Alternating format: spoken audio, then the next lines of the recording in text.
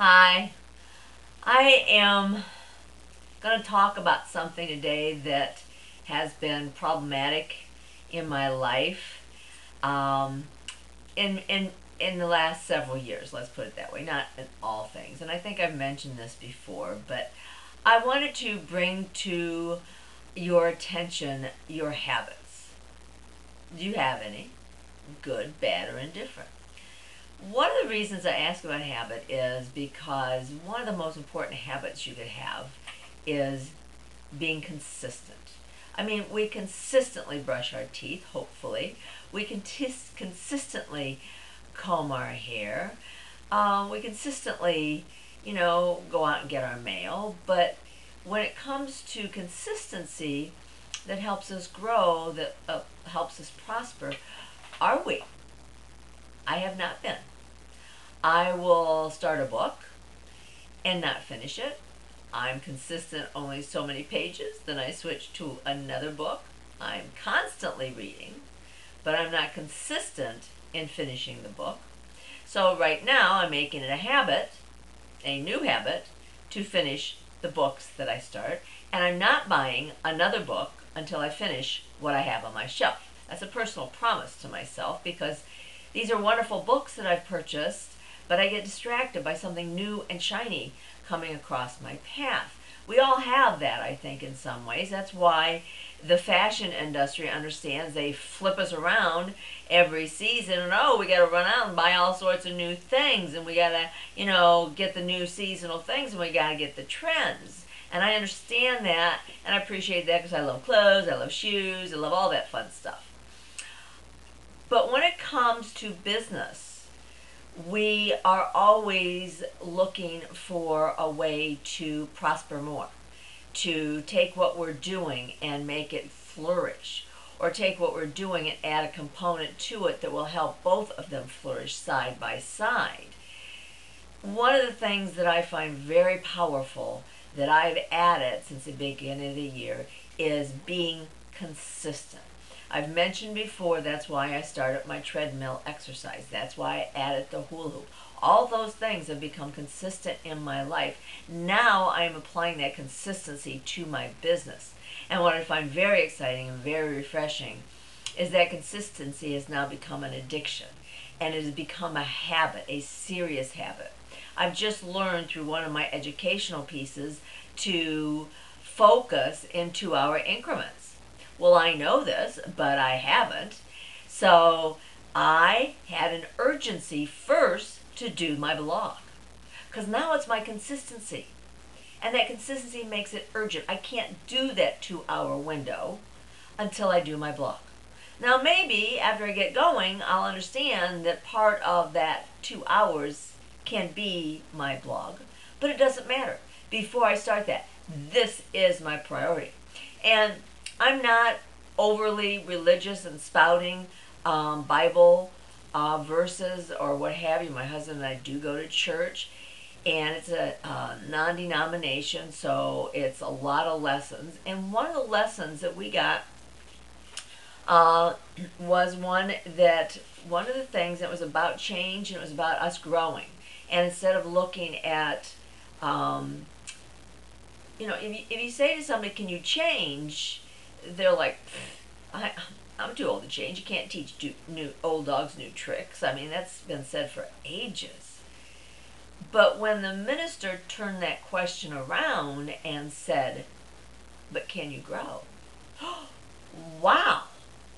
That just rephrases the whole thing, and the perspective is entirely different.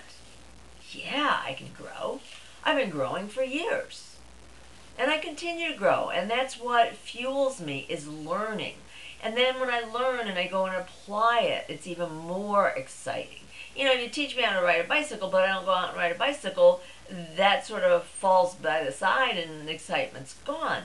But you teach me how to ride a bicycle, and I get on that bicycle and I ride it and I ride it and I ride it. I experience all the fun and joy that was awaiting me by falling down and losing my balance and all that stuff to get there. But one of the things the minister said on that lesson, it was a whole series of growing. It was very inspirational to both my husband and I, who is needing to grow beyond where he's at right now with the job situation. And I love to grow. I've been doing this for a long time. The second thing he talked about one Sunday was make consistency a top priority. Oh my goodness, I thought he was talking right to me, because that has been part of what I knew was the key, because I studied Darren Harding with Success Magazine, and he says in Live Your Best Life Ever that what he's learned in all the interviews he's done with all these hundreds of successful, very prominent people is there's two things that is an ongoing pattern with these people. One is consistency, and two is goals, and another one is personal development. Those are all part of what these people do, but consistency of action is predominant throughout everyone that is successful that he has interviewed through all of his years. He was mentored by Jim Rohn. I'm sure you've heard that name. And so that word keeps coming back at me, and there are no coincidences in this world. There really are not. Things cross your path because you're meant to have that fork in the road. Which way do I go? Do I stay this course, or do I go this course? Or do I just make a road right down the middle that's different than anybody else's road? So things cross your path for a reason. Consistency has been slapped in my face over and over and over again, and the lesson is finally sunk in. I have got to be consistent if I'm to move forward. I talked the other day about being stuck. I am getting unstuck simply by being consistent. So I wanted to bring that message to you today in case you're like, okay, Gail, you told me, how do I get unstuck? And you gave me some ideas, but give me something else. So this is my message for today. Make consistency a priority. Doesn't matter what it is to start out with. Pick something. Pick something that will be a profit-generating action if you're in business. If it's personal and you need to be consistent with telling your kids to turn the TV off every night at 5 o'clock, if you need to be consistent about turning off the TV for yourself so you read something more educational, be consistent.